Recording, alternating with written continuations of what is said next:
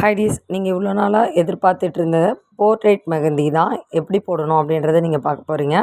Portrait மெஹந்தினா முதல்ல என்ன அப்படின்னு தெரிஞ்சுக்கலாம். ஒரு வரைபடத்தை அப்படியே நம்ம பார்த்து வரைகிறது. அதாவது நம்ம ஃபேஸாக இருக்கலாம், இல்லை கல்யாண பொண்ணு கல்யாண மாப்பிள்ளையாக இருக்கலாம். எந்த ஒரு உருவப்படமாக இருந்தாலும் அதை அப்படியே நம்ம இதில் மெஹந்தியில் வரைஞ்சி காமிக்கிறது தான் போர்ட்ரேட் மெஹந்தி அப்படின்னு நம்ம சொல்லுவோம். அந்த போர்ட்ரேட் மெஹந்தி வரைகிறதுக்கு நமக்கு கார்பன் பேப்பர் இருந்தால் போதும்.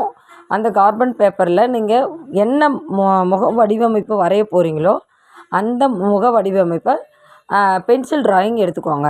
பென்சில் ட்ராயிங்கை நம்ம கார்பன் பேப்பரோடு வச்சு வரைஞ்சிங்க அப்படின்னா இது போல் ஒரு அழகான முகம் கிடைக்கும். அதாவது நீங்கள் என்ன முகம் வரைகிறீங்களோ அந்த முகம் கிடைக்கும். அந்த முகத்தை நம்ம கைகளில் வச்சுட்டு அதாவது நம்ம ஸ்ப்ரே பண்ணுறது வந்து வெறும் வாட்டர் தான் நாங்கள் ஸ்ப்ரே பண்ணணும். வாட்டர் ஸ்ப்ரே பண்ணோன்னா ஒரு ஈரம் கிடைக்குது இல்லையா, அந்த ஈரத்தில் அந்த கார்பன் பேப்பரை வச்ச உடனே அதில் இருக்கிற வரைபடம் அப்படியே கையில் ஒட்டிடுது. அது ஒட்டினதுக்கப்புறம் நம்ம அந்த லைன்ஸை கரெக்டாக பார்த்து நம்ம ட்ராயிங் வரைகிறோம். இப்படி ட்ராயிங் வரைஞ்சிட்டு இந்த மாதிரி போர்ட்ரேட் மெஹந்திலாம் வரைகிறீங்க அப்படின்னா டைம் எடுத்து பண்ணணும்.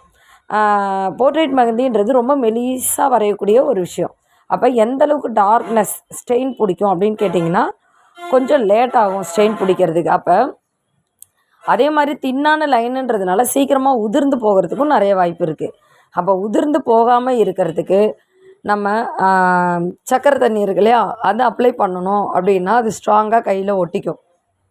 அதுக்கப்புறம் நம்ம ரொம்ப நேரம் நம்ம கையில் வச்சுருக்கிற மாதிரி இருக்கும். அப்படி வச்சுருந்திங்கன்னா தான் நல்லா ஸ்டெயின் பிடிக்கும்.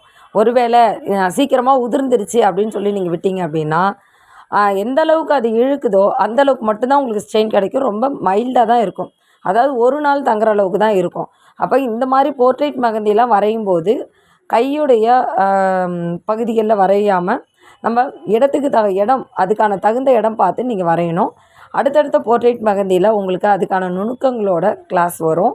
தொடர்ந்து போர்ட்ரேட் மெஹந்தியை உங்களுக்கு எப்படிலாம் ட்ராய் பண்ணணும், அந்த ட்ராயிங்கை எப்படி நம்ம ஸ்டென்சில் பண்ணி எப்படி நம்ம கையில் மெஹந்தியாக போடணும் அப்படின்ற விஷயங்கள் தொடர்ந்து கொடுக்க இருக்கோம்.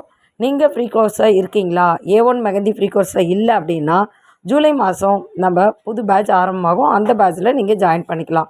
அது வரைக்கும் நம்மளுடைய A1 மெஹந்தி இன்ஸ்டா பேஜும் யூடியூப் பேஜும் ஃபாலோ பண்ணிக்கிட்டு இருக்கீங்கன்னா என்னென்ன நடந்துகிட்ருக்கு, என்னென்ன கிளாஸ் போய்ட்டுருக்குன்றதை நீங்கள் கவனிச்சிட்டு வரலாம். அப்படி கவனித்து நோட்ஸ் எடுத்துக்கிட்டு இருக்கீங்கன்னா வாட்ஸ்அப் குழுவில் இணைஞ்ச உடனே நீங்கள் ஒரு 3 மந்த்து வந்து இந்த கோர்ஸ் போகும், ஃப்ரீ கோர்ஸ். இந்த ஃப்ரீ கோர்ஸை நீங்கள் முடித்த உடனே சான்றிதழ் பெற்றுக்கலாம்.